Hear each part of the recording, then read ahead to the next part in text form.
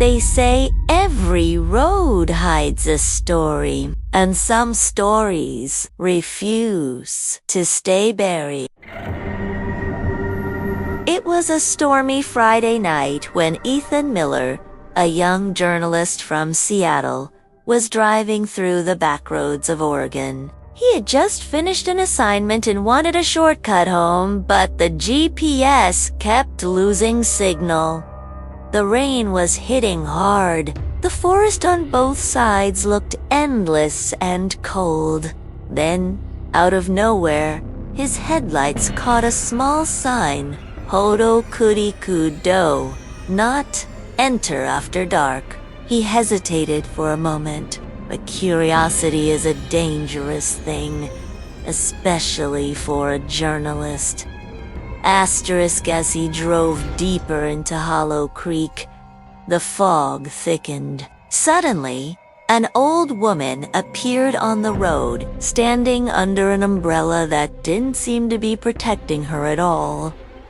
Ethan hit the brakes, heart pounding. She slowly walked up to his window and said in a cracked voice, "Turn back, son.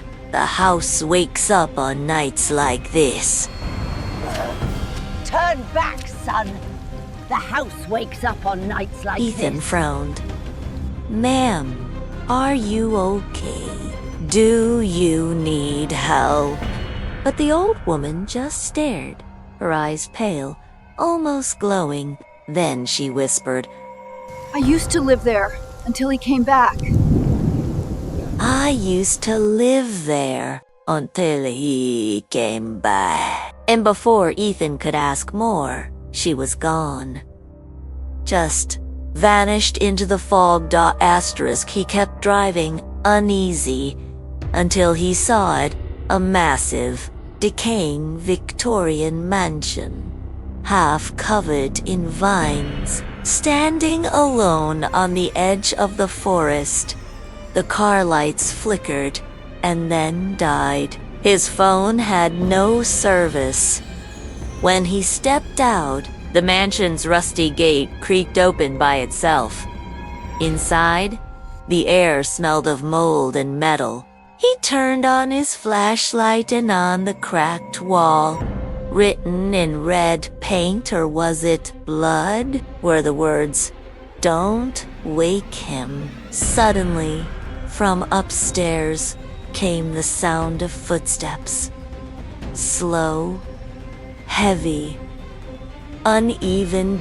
Asterisk Ether climbed the staircase, every step groaning under his weight. At the end of the hallway was a door, locked from the outside, and behind it, he heard a woman crying.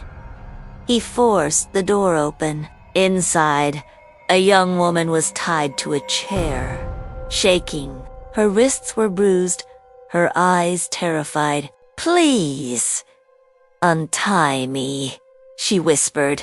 "He'll come back any second." "Who?" Ethan asked, and that's when the lights went out. From the darkness came a voice, deep, distorted, echoing through the hallways. "You shouldn't have come here."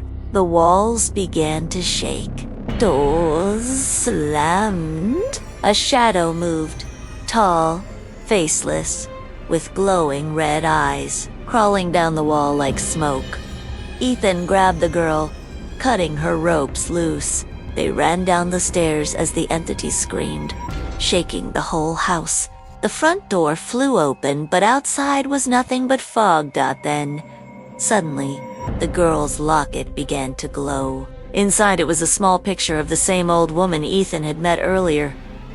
The girl gasped, "That's my grandmother. She died in this." The glow grew brighter, and the shadows screamed, burning away like smoke in sunlight. Asterisk when Ethan woke up, he was lying outside on the grass. The mansion behind him looked old, lifeless, almost normal.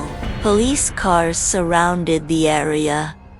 The girl, Emily, was safe. She had been missing for 3 days. When Ethan told the police about the old woman, One officer whispered, "Sir, that woman's been dead for 40 years." Later, as Ethan was leaving, he looked back. In the window of the mansion's top floor, the old woman stood, smiling, her eyes no longer pale, but peaceful.